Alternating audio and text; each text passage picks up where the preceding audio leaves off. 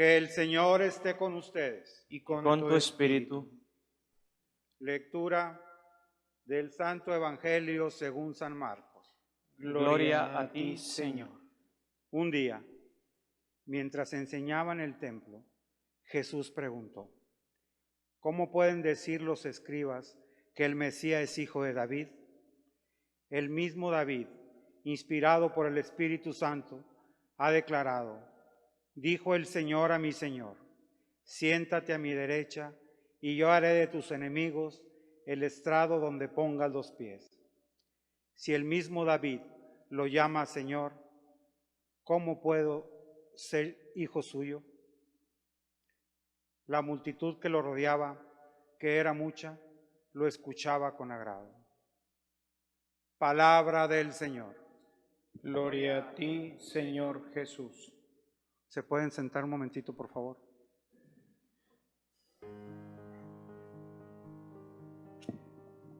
En el pasaje de la primera lectura, San Pablo se dirige a su discípulo Timoteo, comenzando con un elogio.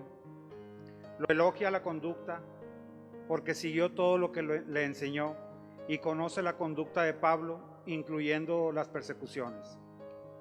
Le recuerda, como a él le ha ocurrido, que todo el que se proponga vivir como buen cristiano será perseguido. El Evangelio será siempre un signo de contradicción. Algunos, en cualquier época, lo aceptarán con emoción y profunda alegría, y otros, en cambio, lo rechazarán de diversas maneras, desde la persecución al evangelizador o desde la intensa indiferencia y menosprecio.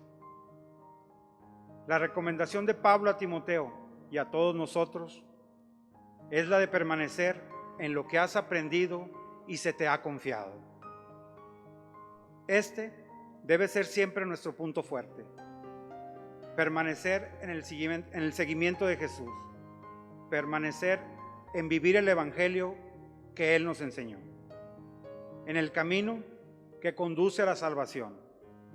A encontrar el sentido y la alegría de vivir. Para esto, nada mejor es que leer cada día y adentrarnos en la Escritura, donde ni más ni menos nos habla el mismo Dios.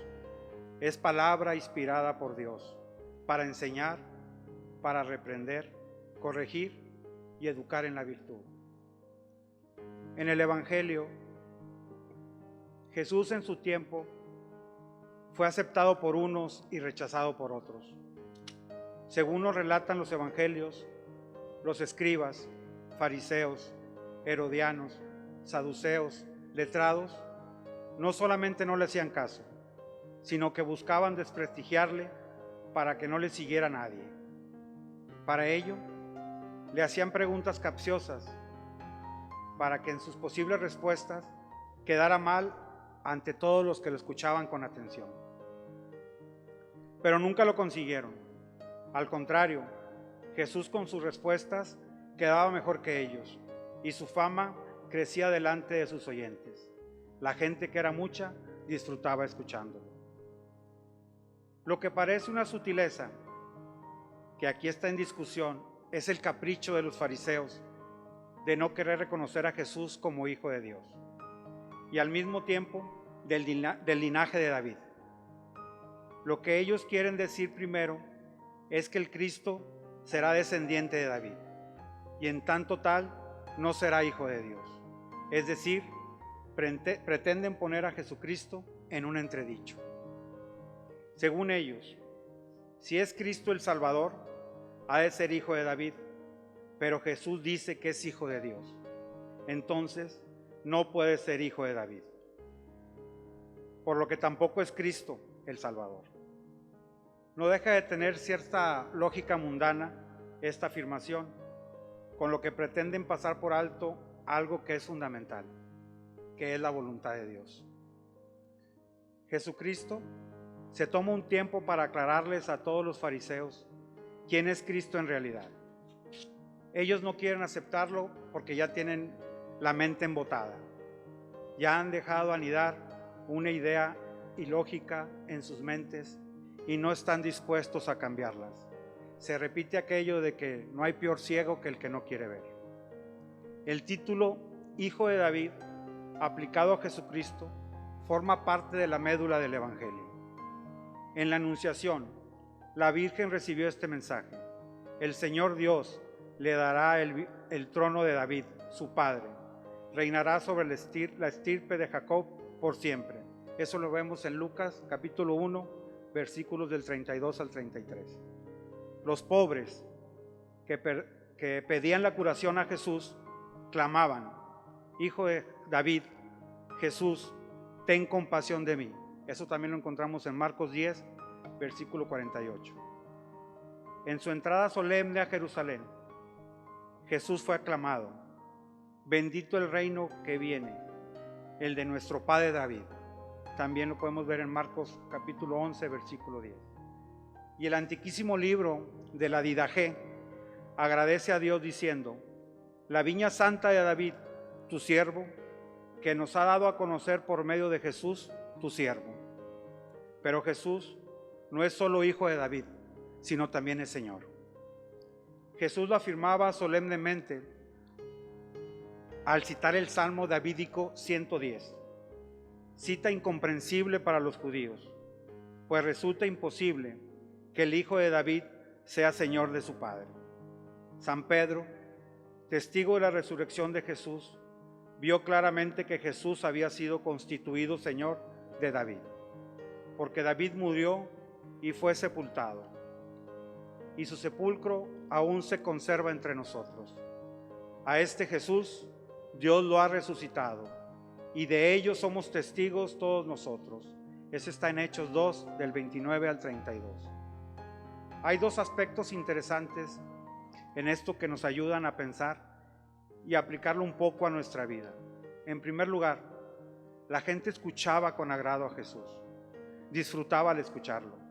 Imaginémonos un ratito a Jesús que habla, que contradice, que aclara, que profundiza, que ayuda a entender el sentido de su misión como el Hijo de Dios, enviado para anunciar el amor del Padre, y aclarando un poco una visión que tenían en el Antiguo Testamento del Mesías.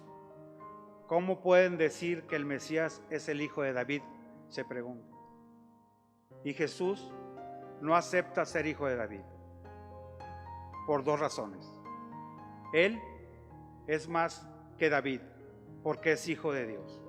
Y segundo, rechaza la idea de un rey que, como David u otro, divide el mundo en clases sociales, impone pesados tributos, es nacionalista y excluyente, se basa en la pedagogía de la violencia y no de la conciencia.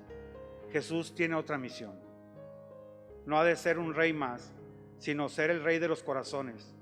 Y lo dirá después frente a Pilatos: si yo soy el rey, pero no como piensan ustedes. Mi reino no es de este mundo. Mi reino es un reino de servicio, de amor, de entrega hasta dar la vida. Ninguno de los reyes de los pueblos de Israel habían dado la vida.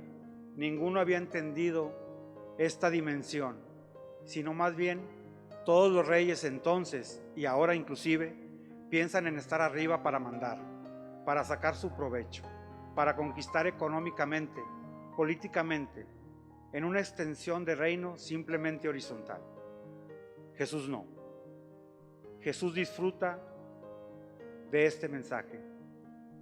La gente goza de escucharlo porque Él piensa que lo importante es servir, lo importante es ayudar. Lo fundamental en la vida de uno es construir un mundo nuevo desde el amor. Por eso, esta aclaración que hace Jesús nos viene muy bien a todos nosotros, adultos y jóvenes. Y les preguntaría yo, ¿ustedes qué sueñan para el futuro?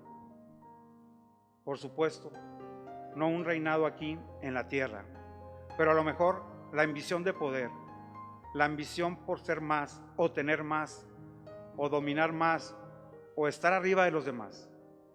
Pero lo importante es ser más en la medida de Jesús, no un poder material, sino un poder transformar el mundo con la fuerza del amor. Ojalá entendamos entendamos todos que solamente a través del camino del amor podemos renovar y transformar el mundo. Que el Señor nos ayude entonces a vivir así, abiertos al proyecto de Dios. Que ese es un proyecto de amor y nos envía para servir. Ojalá todos también gocemos, como en su pueblo, de estar a la escucha. De estar a la escucha de Jesús para poder junto con Él construir este reino aquí en la tierra. Un reino de verdad, de justicia, de paz. Dejemos de un lado las ambiciones, porque la ambición más grande para nosotros es justamente poder construir un mundo donde reine la paz. Como seguidores de Jesús, los que vivimos en este tiempo, podemos dirigirnos a Él y preguntarle aquello que no vemos claro, pero simplemente con buena intención y el deseo que nos regale su luz e ilumine más nuestra vida. Porque para nosotros Él es el Hijo de Dios, el que nos ama hasta el extremo y el que desea disipar nuestras tinieblas. Y hemos de pedirle también las fuerzas suficientes para hacerle siempre caso. Dichosos los que oyen la palabra de Dios y la guardan. Lucas 11, versículo 28. Que el Señor pues nos conceda hoy la gracia de encontrar la sabiduría que es capaz de llamar la atención y sorprender a los demás.